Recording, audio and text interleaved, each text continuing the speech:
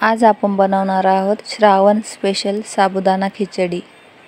तर साबुदाणा हा एक चिवट न होता एक संध आणि मोकळा सुटसुटीत व्हावा यासाठी काही टिप्स बघूया। तर यासारखा साबुदाणा खिचडी बनवण्यासाठी आपण साबुदाणा हा आदल्या दिवशी भिजत घालून दुसऱ्या दिवशी त्याची खिचडी बनवायची आहे। हे सगळ्यात महत्त्वाची गोष्ट। चला तर मग आज आपण बनवूयात साबुदाणा खिचडी। तर सर्वात पहिले आपण त्याचे साहित्य बघून घेऊया। हा आहे रात्री भिजवलेला साबुदाणा, शेंगदाण्याचा कूट, उकडलेले बटाटे, चवीनुसार मीठ आणि मिक्सरमधून ग्राइंड केलेली हिरवी मिरची। गॅसवर कढई ठेवून त्यामध्ये 2 टीस्पून तेल टाकून घेऊया। तेल थोडेसे गरम होऊ द्यायचे आहे। लगेच त्यामध्ये टाकून घ्यायचे आहे हिरवी मिरची पिसून घेतलेली मिक्सरला। तर ती तेलामध्ये छान फ्राय होऊ द्यायची आहे आणि तेल मीडियम हीटवर गरम होऊ द्यायचे आहे। जास्त गरम झाल्यास मिरची लगेच जळून जाते। तर याप्रमाणे सर्व मिरची छान परतून घ्यायची आहे। त्यानंतर त्यामध्ये टाकूयात साबुदाणा।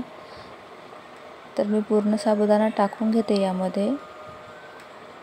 हे बघा, असं मी पूर्ण साबुदाणा टाकून घेतलाय। तर मी हा साबुदाणा रात्रभर भिजत ठेवला होता आणि सकाळी त्याची खिचडी बनवते। आता आपण टाकून घेऊया शेंगदाण्याचा कूट।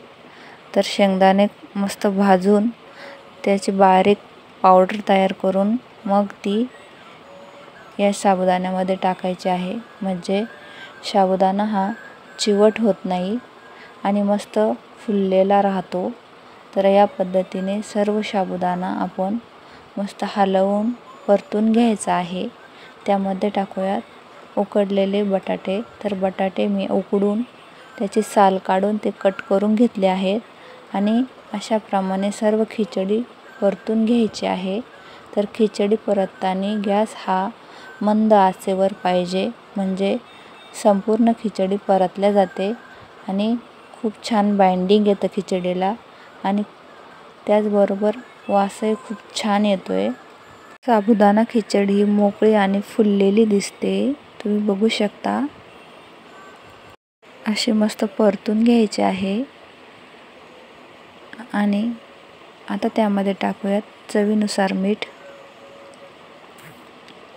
आणि पुन्हा एकदा छान परतून घ्यायचे आहे 1 मिनिटासाठी। हे बघा, अशी छान सर्व बाजूने हलवून घ्यायचे आहे। खिचडी परतताना गॅस हा कमी असायला हवा, म्हणजे खिचडी खाली चिकटणार नाही। अशा प्रकारे आपली मोकळी सुटसुटीत लुसलुशीत खिचडी बनवून तयार आहे। चला तर मग खिचडी आता सर्व करून घेऊया एका डिशमध्ये। तुम्ही बघू शकता खिचडी किती मोकळी लुसलुशीत झालेली आहे। कुठल्याही प्रकारचे गोळे चिवटपणा आलेला नाही। तर अशा प्रकारे कोथिंबीर आणि हिरव्या मिरच्या ठेवून आपली खिचडी बनवून तयार आहे। तर अशाच नवनवीन व्हिडिओसाठी आपल्या चॅनलला लाईक करा, शेअर करा, सबस्क्राईब करा आणि त्याचबरोबर कमेंट करायलाही विसरू नका। धन्यवाद।